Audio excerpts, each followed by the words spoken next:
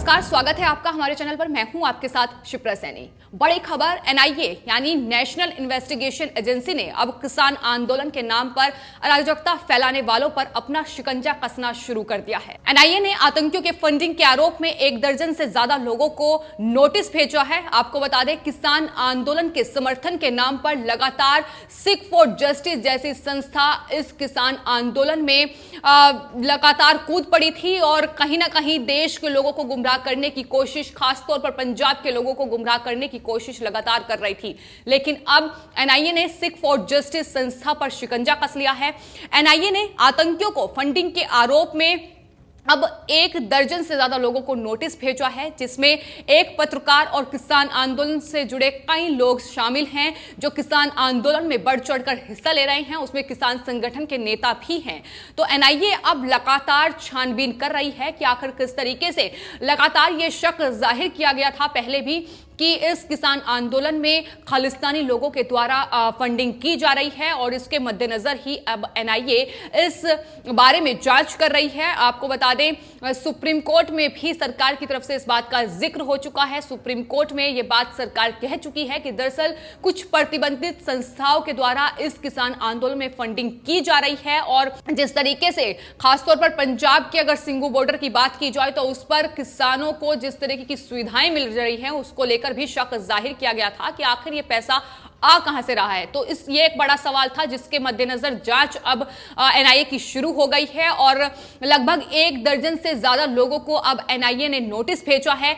जो कि Sikh for justice संस्था के बारे में ही उनसे पूछताछ की जाएगी। वहीं एनआईए के अधिकारियों ने तमाम जानकारी दी है। अधिकारियों ने जानकारी देते हुए बताया है कि आतंकी फंडिंग से जुड़े मामले में किसान संगठन के एक नेता बलदेव सिंह सिरसा से भी उनको भी पूछताछ के लिए बुलाया गया है। आपको बता दें, बलदेव सिंह सिरसा लोक भलाई इंसाफ वेलफेयर सोसाइटी के अध्यक्ष हैं और खास बात यह है कि दरअसल ये उन किसान संघों में शामिल हैं जिनकी बातचीत सरकार के साथ इस किसान आंदोलन के मद्देनजर चल रही है। यानी नए कृषि कानून पर जो किसान संगठन केंद्र सरकार से बात कर रहे हैं उसमें बलदेव सिंह सिरसा भी शामिल हैं और एनआईए अब उनसे पूछताछ करेगी। यानी शक जाहिर है कि दरअसल सिख फॉर जस्टिस जो संस्था है उससे कहीं ना कहीं बलदेव सिंह सिरसा के तार जुड़े हुए हैं और यही तमाम वजह है कि अब तक इतने दौर की बातचीत केंद्र सरकार और किसानों के बीच हो चुकी है, लेकिन कोई हल नहीं निकल पा रहा है क्योंकि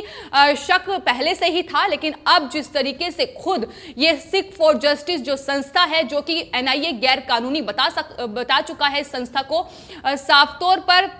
जिस तरीके से अपने बयान इन्होंने सामने रखे हैं, हाल ही में उनका एक नोटिस सामने आया था सोशल मीडिया पर जिसमें सिख फॉर जस्टिस संस्था की तरफ से ये कहा गया था कि भारत के गणतंत्र दिवस पर यानी 26 जनवरी पर जो भी खालिस्तान का झंडा इंडिया गेट पर लहराएगा उससे इस संस्था की ओर से इनाम दिया जाएगा। और ये बयान उनका सोशल मीडिया पर खूब वायरल हुआ। यानी सबूत सामने है कि आखिर किस तरीके से देश में अराजकता और देश को तोड़ने की बात ये संस्था कर चुकी है। और खासतौर पर बात अगर पंजाब की जाए तो पंजाब के सिंघू बॉर्डर पर जिस तरीके से तमाम सुविधाएं वहां किसानों को मिल रही हैं, जिस तरीके से वहां हाथों पर आतंकी जो खालिस्तानी आतंकी हैं उनके टैटू बनवाए जा रहे हैं, तमाम तरीके से उनके गुणगान किए जा रहे हैं, तो शक पहले से ही जाहिर था। लेकिन अब चूंकि सुप्रीम कोर्ट में भी यह बात पहुंच चुकी है और सुप्रीम कोर्ट में केंद्र सरकार की तरफ से इसको लेकर हलफनामा भी दायर किया गया और सरकार ने साफ तौर पर कहा था कि उन्हें आईबी इनपुट्स मिले हैं जिसके मद्देनजर वो ये बात कह रहे हैं और अब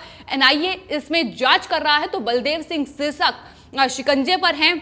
इसके अलावा भी कई जाने माने नाम हैं जिन्हें एनआईए का नोटिस मिला है और साफ तौर पर अब चूंकि एनआईए एक केंद्रीय एजेंसी है, ऐसे में ये लोग भी अब केंद्र सरकार पर ही सवाल उठा रहे हैं। यहां तक कह रहे हैं कि दरअसल पहले सरकार सुप्रीम कोर्ट के इशारे पर उन्हें इस किसान आंदोलन को खत्म करना चाहती थी और अब एनआईए के इशारे पर इस किसान आंदोलन को खत्म करने की कोशिश केंद्र सरकार की तरफ से की जा रही है। तो लगातार इस तरीके तरीके से अब ये किसान आंदोलन एक अलग ही मोड़ ले चुका है। खालिस्तानी लोग इसमें घुस चुके हैं, आतंकी फंडिंग इसमें की जा रही है, विदेशों से पैसा इकट्ठा करके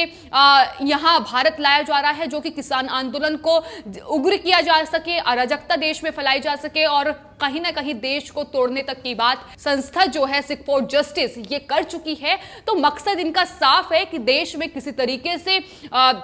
आग लगाई जाए और केंद्र सरकार के खिलाफ हल्ला बोला जाए। तो यही वजह है कि लगातार ऐसी बयानबाजी और इस तरीके से जो खालिस्तानी आतंकी हैं, जो लोग हैं, उनके गुणगान इस अब किसान आंदोलन में सुनने को मिल रहे हैं। फिलहाल आपको बता दें, ये जो नेता हैं बलदेव सिंह सिरसा, इसके अलावा सुरेंद्र सिंह, पलविंदर सिंह, प्रदीप सिंह, नोबेलजीत सिंह और कर्नैल सिंह को भी एनआईए ने नोटिस भेजा है। 17 और 18 जनवरी को एनआईए के सामने इन्हें पेश होना है, जहां उनसे बयान लिया जाएगा। साफ है कि सिख फॉर जस्टिस जो ये संस्था है, इसके मद्देनजर ही इनसे पूछताछ की जाएगी। सिख फॉर जस्टिस के गुरपतवंत सिंह पन्नू के बारे में इनसे पूछा जाएगा, जिनका बयान वो सामने आया था गणतंत्र दिवस पर, संसद में घुसने तक की बात ये कर रहे थे। तो तमाम तरीके से क्या इनके संबंध हैं, किस तरीके से किसान आंदोलन को वो हवा दे रहे हैं, तो ये तमाम सवाल हैं जो एनआईए अपनी जांच में इन तमाम नेताओं से जरूर पूछेगी। आपको बता दें, सिख फॉर जस्टिस के गुरपतवंत सिंह पन्नू ने दरअसल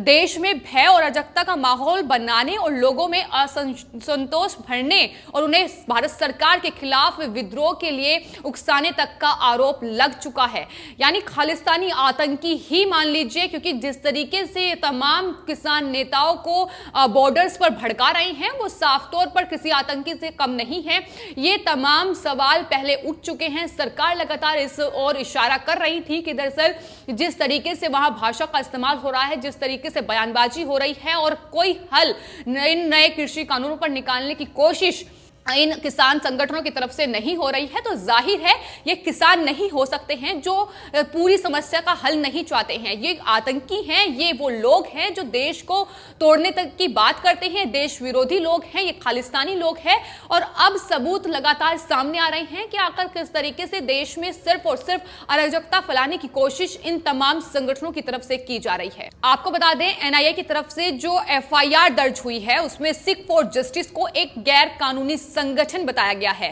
संगठन पर यूएपीए 1967 के तहत मामला दर्ज किया गया है और इन पर एक षड्यंत्र में शामिल होने का आरोप लगा है। वहीं एफआईआर के मुताबिक भारत सरकार और अमेरिका, ब्रिटेन, कनाडा, जर्मनी और कई ऐसे देश हैं जिसमें भारतीय दूतावासों पर प्रदर्शन और प्रोपेगेंडा को करने के लिए विदेशों में बड़ी मात्रा में ये पैसा इकट्ठा इनके द्वारा किया जा रहा है।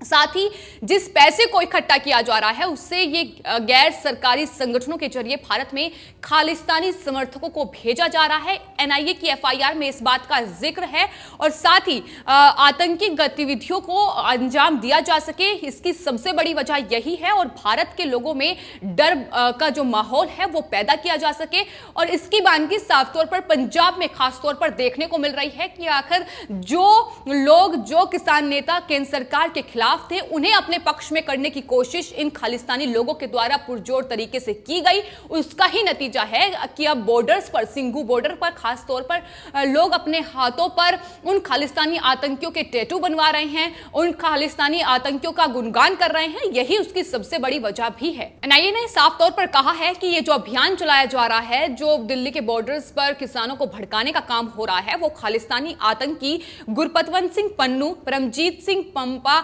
और हरदीप सिंह निज्जर द्वारा चलाया जा रहा है। और भी कई ऐसे बड़े नाम हैं जिनका जिक्र इसमें किया गया है कि किस तरीके से ये जो लोग हैं ये पंजाब को भारत से अलग करने की कोशिश में जुटे हैं। और यही वजह है कि लगातार अब खासतौर पर जो पंजाब के लोग हैं उन्हें भड़काने का काम ये पूरी संस्था कर रही है, जो कि एक गैर कानूनी संगठन है। इस बात का जिक्र भी एनआईए ने अपनी एफआईआर में किया है। वहीं एक और बात यह है कि सोशल मीडिया पर जिस तरीके से लोगों को भड़काने का काम इस संस्था के द्वारा किया जा रहा है, एनआईए ने अपनी जो एफआईआर है उसमें यह साफ तौर पर आरोप लगाया है कि इस साजिश में जो सिख फॉर जस्टिस हैं और दूसरे खालिस्तानी जो समर्थक तत्व हैं वो लगातार सोशल मीडिया के जरिए अभियान चला रहे हैं और अन्य माध्यमों से भारत में अलगाववाद के बीज बोना चाहते हैं। तो ये तमाम आरोप जो हैं एनआईए की इस एफआईआर में खालिस्तानी जो ये संगठन है सिख फॉर जस्टिस इस पर लगाया गया है। सिर्फ यही नहीं, आपको बता दें जिस तरीके से सोशल मीडिया पर उनका वो बयान सामने आया था, और सिर्फ बयान नहीं बल्कि ऐसी कई वीडियोस इन खालिस्तानी जो आतंकी हैं इनकी सामने आ चुकी है, जिस तरीके से ये देश में लोगों को धमकी देते नजर आते हैं, केंद्र सरकार पर तमाम आरोप लगाते नजर आते हैं, देश को तोड़ने तक की बात करते हैं, देश विरोधी बातें इनके मुंह से सुनने को मिल जाती है। तो ये तमाम सबूत हैं जो हर वक्त कहीं ना कहीं खालिस्तानी जो ये संगठन है इसके जरिए सामने आए हैं, और यही वजह है कि एनआईए अब इन पर शिकंजा कस चुका है। इसके जरिए लोगों को नोटिस भेजा जा रहा है जिनके जो तार है वो जुड़े हो सकते हैं इस संगठन से, उन्हें लगातार उन पर शिकंजा कसने का काम एनआईए कर रही है। 17 और 18 जनवरी को पूछताछ के लिए कई बड़े नेताओं और साथ ही पत्रकार भी शामिल हैं, उन्हें बुलाया गया है, उनसे पूछताछ होगी, उसके बाद देखा जाएगा कि आखिर तस्वीर क्या सामने आती है। इसके अलावा आपको बता दें पंजाबी जो कलाकार है दीप सिंह सिंधु जो कि किसान आंदोलन में देखे गए हैं कि किस तरीके से वो किसानों के बीच वहां पहुंच रहे थे जो किसान आंदोलन कर रहे थे, और उनके भाई हैं मनदीप, उनको भी एनआईए ने पूछताछ के लिए दिल्ली तलब किया है। तो बड़े चेहरे हैं जिन्हें पूछताछ के लिए बुलाया है, और खासतौर पर अगर बलदेव सिंह सिरसा की बात की जाए तो वो नेता हैं जिनकी बातचीत केंद्र सरकार के साथ चल रही है, वो हर बैठक में शामिल भी होते हैं। तो अगर उनके तार इस सिख फॉर जस्टिस संस्था से हैं जो कि खालिस्तानी संगठन है, जो कि खालिस्तानी लोग हैं जो देश में आग लगाने का काम कर रहे हैं, तो सवाल बड़ा है कि आखिर ये लोग अगर ऐसे बातचीत में शामिल होंगे, बैठकों में शामिल होंगे, तो आखिर समस्या का हल कैसे निकलेगा। फिलहाल आपकी इस पूरे मामले पर क्या राय है हमें कमेंट बॉक्स में जरूर लिखें और चैनल को सब्सक्राइब करें। धन्यवाद।